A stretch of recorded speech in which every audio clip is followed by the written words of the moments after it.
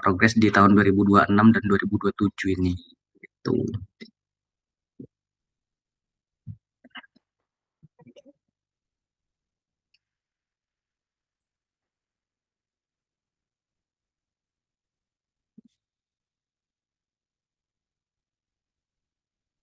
Silakan bisa yang bisa saya jawab ya saya jawab ya, yang bisa saya jelaskan ya saya jelaskan gitu.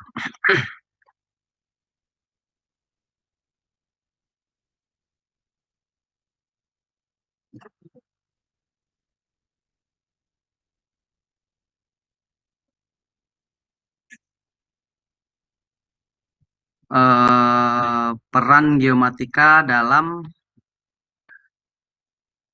apa?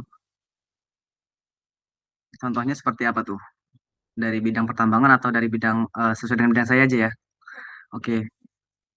Ah, jadi gini, sebenarnya peran geomatika dalam eh, progres di pertambangan ini sebenarnya sangat kuat ya, karena perannya sangat penting. Karena dari bidang geomatika itu dia dipertanggungjawabkan untuk menghitung volume dari suatu penambangan itu baik in situ maupun ex situ. Nah, dari volume inilah yang akan dijadikan suatu draft acuan data untuk penagihan dari bidang penggaliannya. Nah, nantinya secara rinci untuk geomatika ini sebenarnya mengandung suatu data yang sangat urgensi ya, lebih sangat data-data yang sangat penting gitu kan. Karena ini berkaitan dengan sistem tagihan yang akan ditagihkan oleh pihak kontraktor kepada pihak owner. Nah, disinilah peran tanggung jawab survei yang sangat penting atau peran geomatika yang sangat penting karena untuk mempertanggungjawabkan data tersebut gitu loh. Nah, jadi setiap plus deviasi yang keluar dari tambang itu akan dihitung secara langsung oleh eh, surveyor atau main survei itu baik dari geomatika maupun geodesi itu sendiri gitu sih.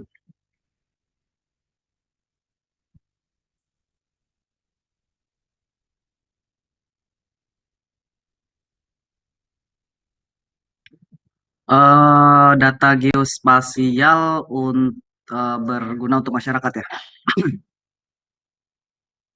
Jadi kalau data geospasial berguna untuk masyarakat berarti ini udah agak di luar eh, pertambangan ya. Jadi geospasial itu lingkupnya sangat besar ya.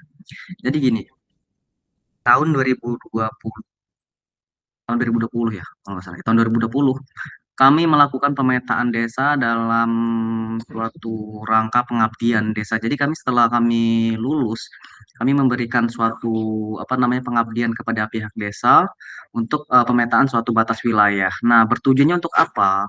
Untuk menghindari suatu konflik atau eh, apa yang namanya suatu hal konflik di desa tersebut terhadap batas-batas wilayah karena lebih cenderung saat ini adalah klaim batas wilayah dari desa-desa tersebut ya.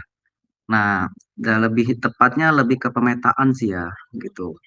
Nah, tujuan dari pemetaan tersebut adalah untuk apa namanya ada yang untuk merevitalisasi, ada yang juga untuk yang ke pemetaan skala besar juga pun ada gitu, tergantung tujuannya gitu. Kalau untuk berdasarkan berguna untuk masyarakat itu pasti banyak gitu kan, bisa dari perencanaan maupun ke batas wilayah juga juga bisa gitu.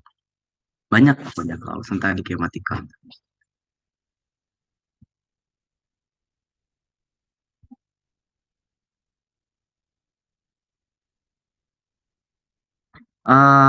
Tanggung jawabnya adalah memberikan suatu data yang valid dan konkret dan sudah teruji secara variabel ya gitu. Misal, kalau seandainya pemetaan suatu batas wilayah tidak hanya mengukur batas wilayah secara gamblang gitu aja enggak gitu. Jadi gini, eh tahun 2024 kami dari Waskita itu melakukan suatu pengukuran terkait suatu lahan yang memang bertujuannya untuk ke mana ke pembangunan bendungan ya. Nah di situ kami nggak melakukan asal nggak asal melakukan pengukuran, tapi kami harus melakukan beberapa pengukuran yang memang bertujuannya untuk membandingkan suatu data eh, data A dengan data B dengan data C. Nah, itu kami harus membandingkan semua aspek gitu loh. Misal dari waktu itu kami melakukan pengukuran topografi menggunakan total station. Nah, kemudian kami uji lagi dengan data metode GPS geodetik dengan metode real time kinematik. Setelah data apa namanya pengujian data dengan data real time kinematik atau GPS itu kami uji lagi dengan menggunakan data LIDAR. Jadi suatu perbandingan yang akan kami lakukan adalah memberikan data yang valid dan konkret kepada pihak masyarakat agar tidak terjadinya kelebihan atau kekurangan data yang tidak merugikan bagi mereka juga gitu. Gitu sih.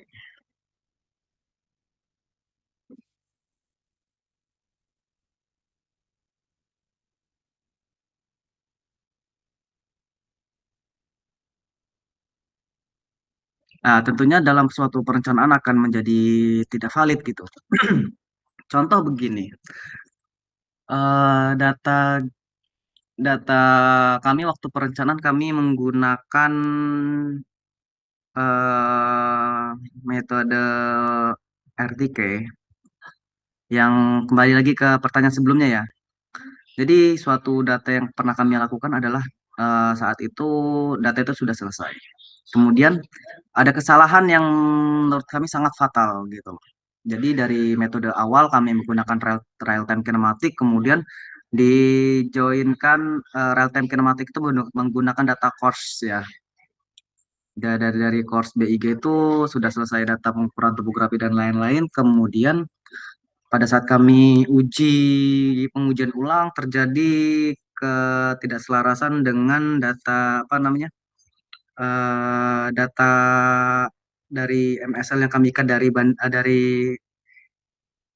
apa namanya pelabuhan. Jadi ada selisih kurang lebih 2,5 meter. Akibatnya kerugian yang akan ditanggung adalah jika suatu perencanaan bendungan yang tadinya diawali dengan data survei kemudian terjadi beda selisih naik kurang naik 2,5 meter, akibatnya nanti perencanaannya akan jadi fatal gitu ya. Nah, bisa jadi kelebihan volume yang akan mengakibatkan eh, ketidakkokohan suatu apa namanya bendungan tersebut gitu loh. Misal setiap bendungan itu kami ada namanya max level ya. Jika max level dikurangi dengan 2 meter yang 2,5 meter dengan kesalahan tadi, maka akibatnya akan terjadi kelebihan volume yang mengakibatkan nantilah ketika suatu bendungan itu terjadi kelebihan volume akan mengakibatkan di desa di bawahnya. Jadi akibatnya akan terjadi keretakan gitu. Makanya nggak bisa asal-asalan gitu loh. Dan resikonya ya bisa dibilang amat sangat fatal gitu. Makanya perhitungan itu benar-benar harus matang, data spasial kami harus matang, data perencanaan kami juga harus matang juga. Jadi semua-semua itu harus matang gitu dalam satu bidang konstruksi gitu loh.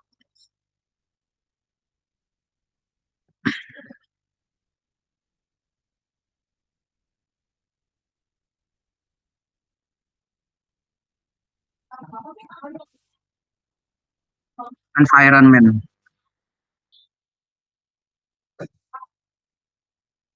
Oke. eh SHI itu milik semua ya. Dan safety itu adalah milik kita semua. Pengalaman saya yang saya terapkan dalam suatu pekerjaan di bidang khususnya saat ini di bidang pertambangan adalah bagaimana caranya eh, pekerja atau tim saya itu sehat dulu baru bekerja gitu. Artinya sebelum melakukan suatu pekerjaan mereka harus menyiapkan diri mereka sendiri gitu kan. Nah, seperti apa safety health environment itu baik dari kesehatan, keselamatan, kesehatan dan lingkungan juga ya. Nah, di awal seperti apa? Seperti kami biasanya melakukan P2H atau toolbox meeting dulu, arahan-arahan sebelum dilakukannya pekerjaan gitu. Gitu sih.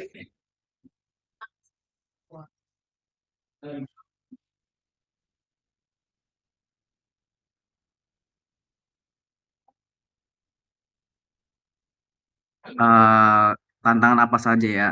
Nah, jadi gini, khususnya di bidang pertambangan itu, bagi kami data itu utama. Terutama saya pribadi. Saya selalu mengajari anggota saya atau helper saya, foreman saya itu yang pertama adalah data, gitu. Mau data itu seperti apa, harus diambil. Mau tambang itu tenggelam, harus diambil, gitu. Karena apa? Bukan kita nggak bisa, tapi kita mau atau tidak mau gitu loh. Contoh waktu itu kami bekerja di tambang. Saat itu posisi infit dam itu terjadi keretakan di dinding penahan gitu. Nah, resiko kami pada saat waktu pengukuran daily pit meeting itu daily pit itu kami mau nggak mau harus mengambil karena akan terjadi hujan berikutnya gitu loh. Sedangkan data itu adalah suatu data yang sangat riskan ya, suatu hal yang sangat riskan. Jadi salah sedikit kontraktor rugi, nggak diambil sudah pasti rugi gitu loh. Jadi tanggung jawab data survei terhadap data itu sangatlah tinggi gitu. Nggak bisa sembarangan juga gitu kan.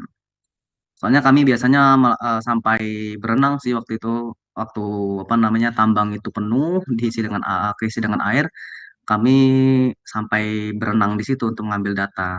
Soalnya kalau seandainya data nggak diambil, nanti ada lumpur, pada saat di dasar ada lumpur, pengambilan data juga pasti bakal percuma gitu loh. Pasti bakal beda lagi selisihnya gitu. Alhasil kami berhasil menekan atau meminimalisir suatu kerugian yang memang cenderung suatu data itu bisa kami backup semaksimal mungkin gitu. Gitu.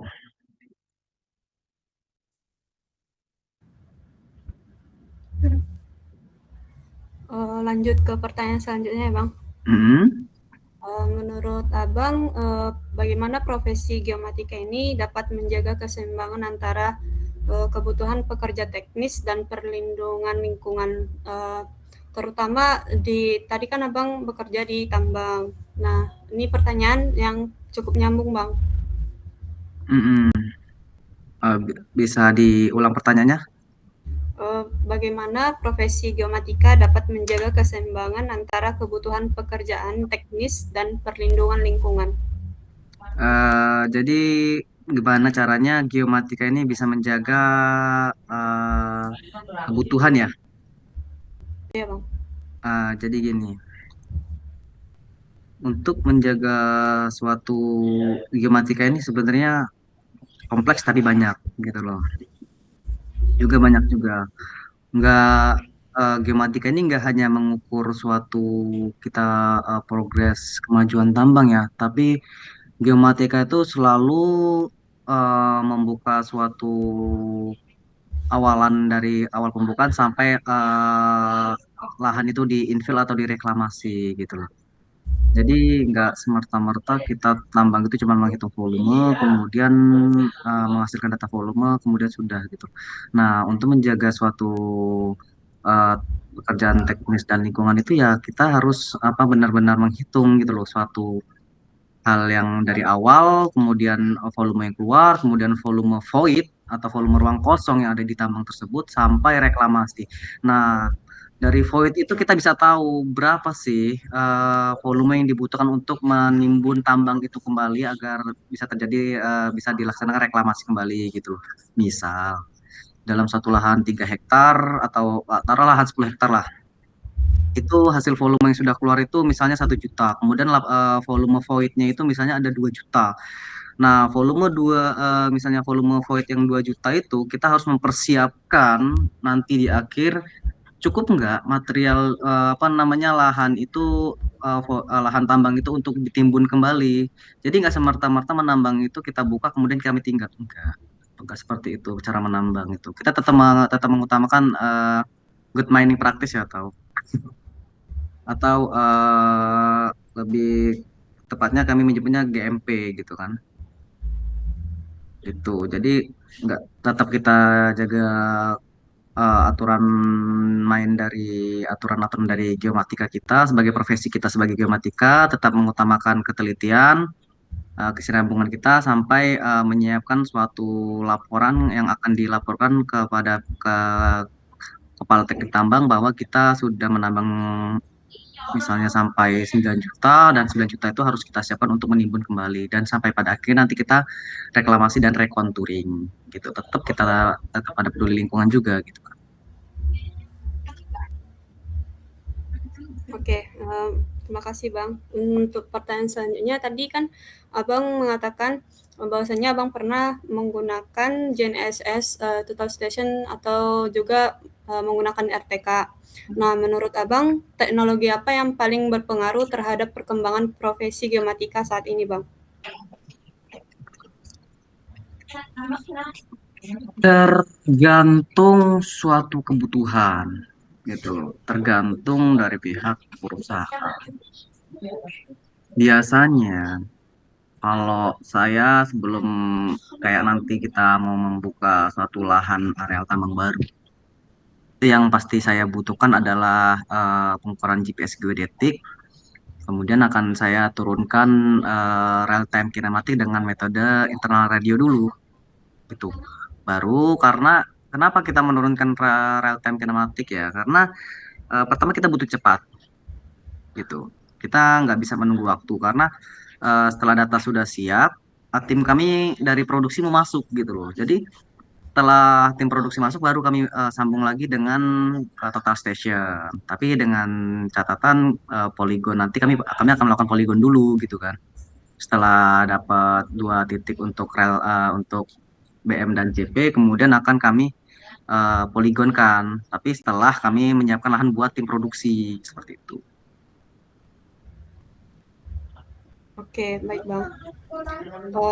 Selanjutnya, menurut pandangan Abang, kira-kira kompetensi apa yang harus dimiliki oleh lulusan atau calon profesional geomatika supaya tetap relevan nanti di masa yang akan datang, Bang? Sekarang ini sertifikasi yang dibutuhkan itu kita juru ukur tambang ya. Tapi harus diingat bahwa saat ini semua sertifikat itu udah satu pintu, dia di BNSP ya. Jadi kualifikasi yang diakui adalah BNSP gitu.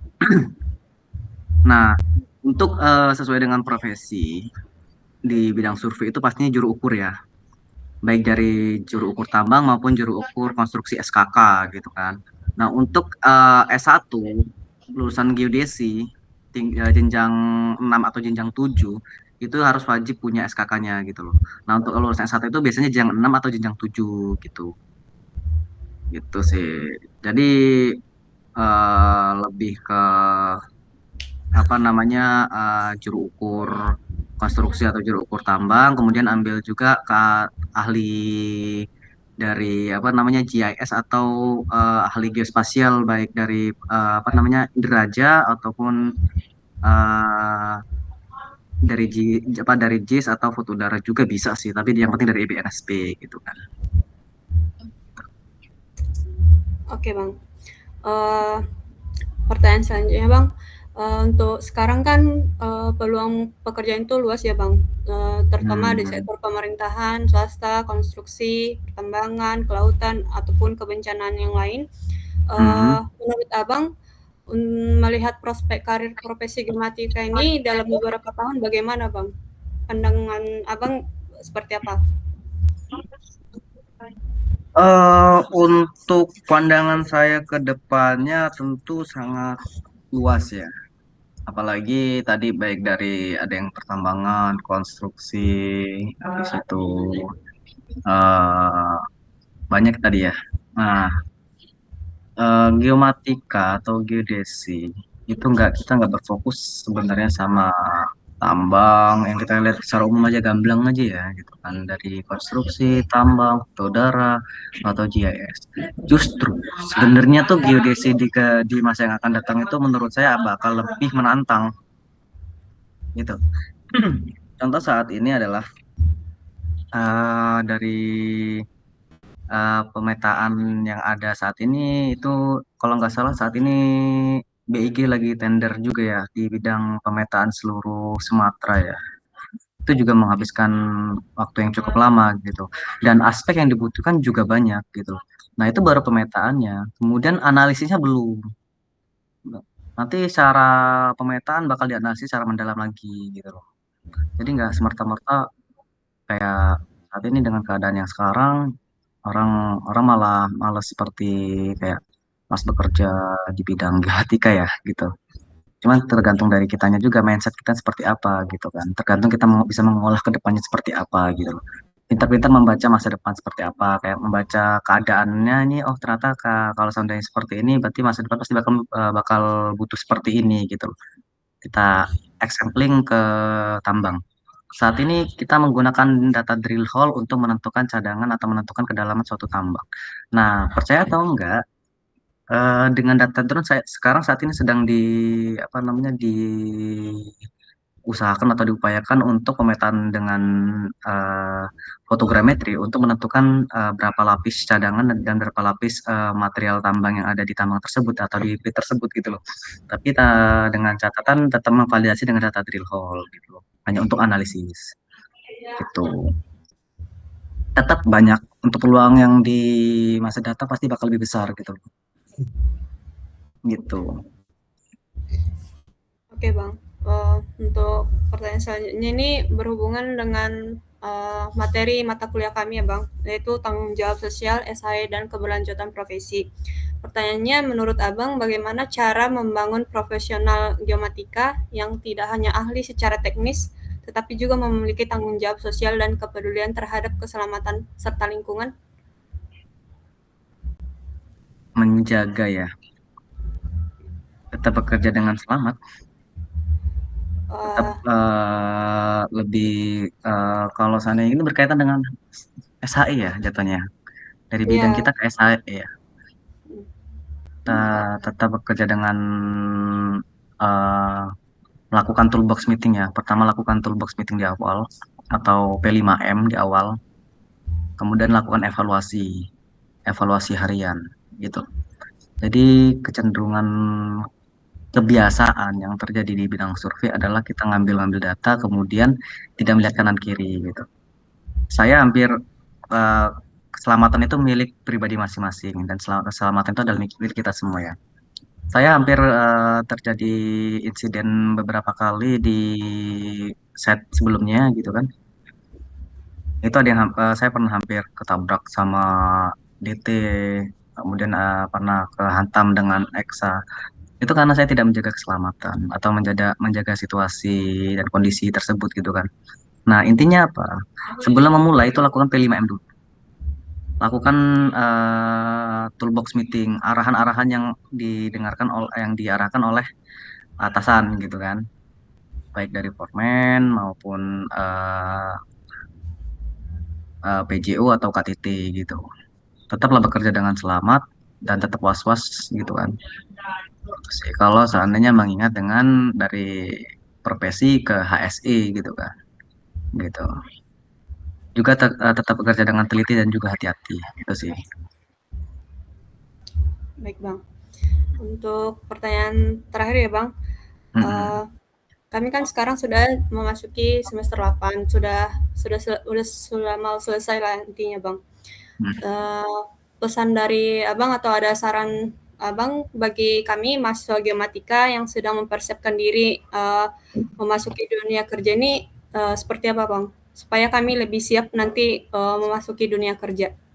Oke, mungkin ada beberapa saran yang bisa saya berikan gitu ya. Yang pertama, jangan puas diri gitu. Itu jangan puas diri terhadap ilmu yang kalian punya saat ini gitu. Saya sering datang ke kampus saya dan memberikan nasihat kepada adik-adik tingkat saya gitu loh.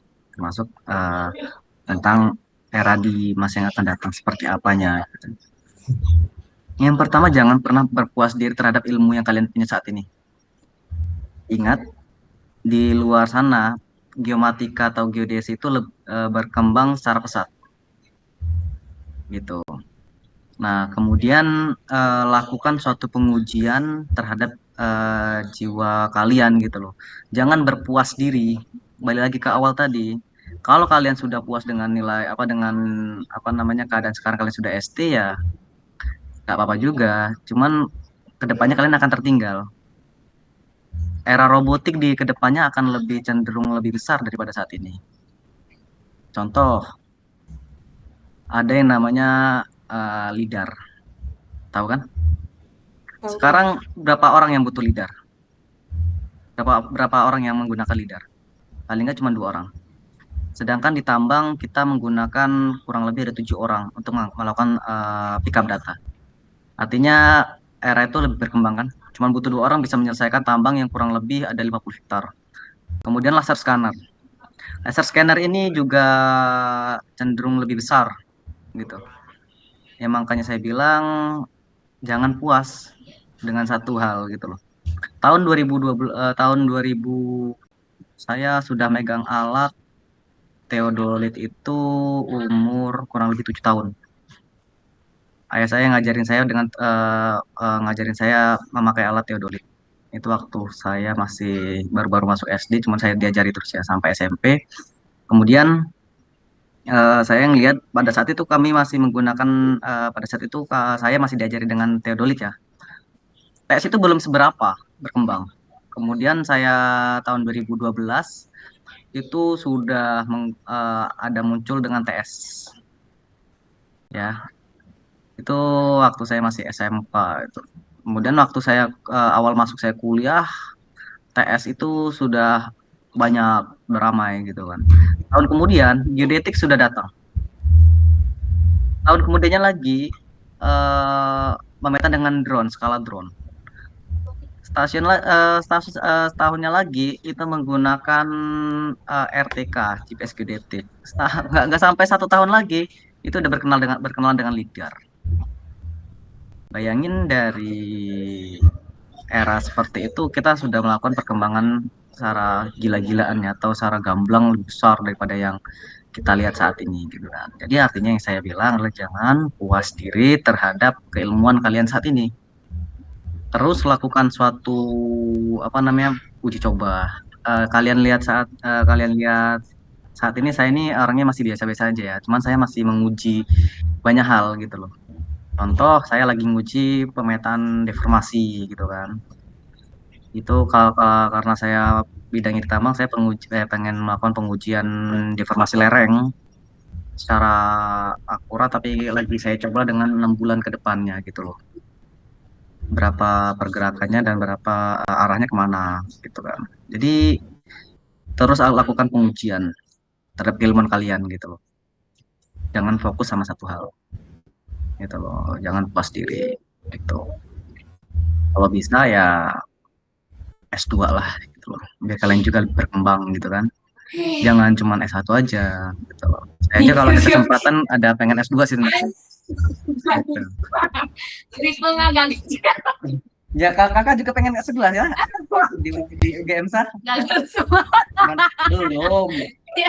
Nanti kalau udah duitnya langsung kakak apa S2 kakak?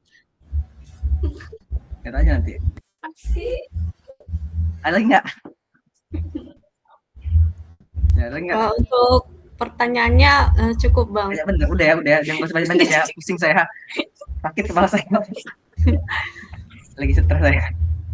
Gitu. Ya intinya tadi saya yang bilang jangan berpuas diri ya, jangan satu hal gitu aja sih.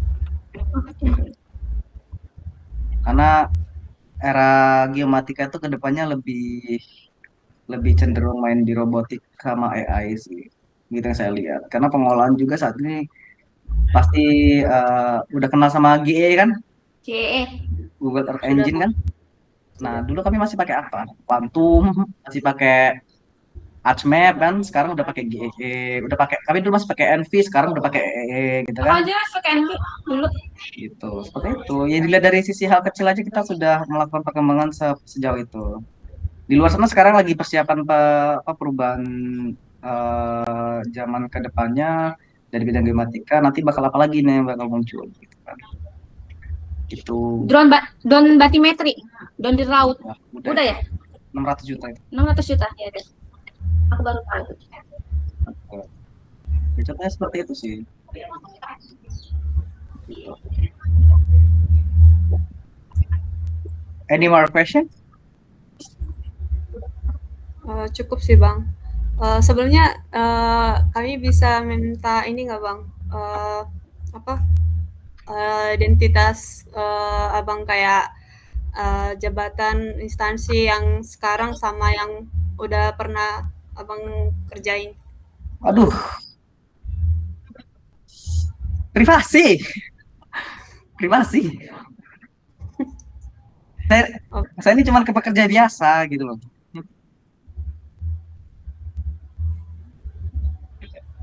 Eh, dari semuanya.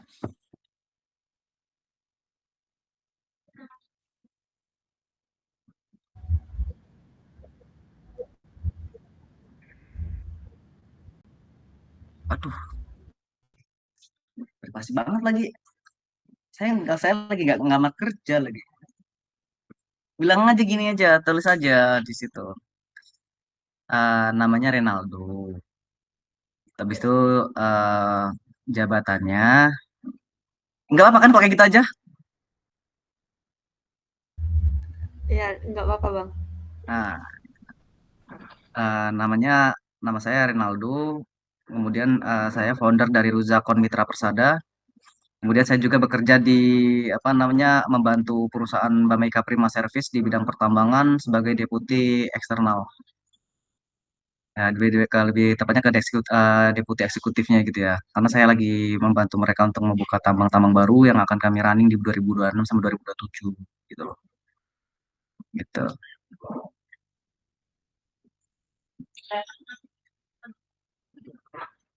Founder. Dia founder itu kebaca nggak itu? Udah, hah? Terus akun. Iyalah. Bentar saja.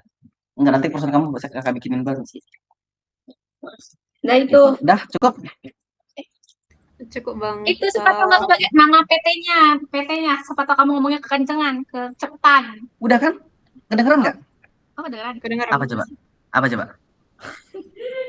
Apa tadi Jul? Banget anjing. Jijik. Jijik. Oh, si Galingging, si Galingging. Soalnya di record Bang ini. Oh, di record ya? Ya. Ya, itu sih. Saya founder dari CV Ruzakon Mitra Persada. Kemudian saya membantu perusahaan Bamaika Prima Service sebagai deputi eksekutif untuk pembukaan rencana tambang-tambang baru. Gitu. Soalnya kami dari BPS itu juga lagi ngebuka suatu tambang yang akan kami buka di dua lokasi sekaligus gitu. Gitu. Udah, sudah dong. Banyak benar. Wawancara kerja bukan ini. Untuk pertanyaannya udah Bang, udah cukup. Ya intinya itu deh. Hah? Dokung? Dokung itu apa? Dokumentasi. Oh, dokumentasi. Di screenshot dulu, di screenshot. Buram tapi kameranya ini. Ya emang jelek ini kameranya, nggak bisa. Emang jelek, nggak tahu kenapa. Oke, silakan.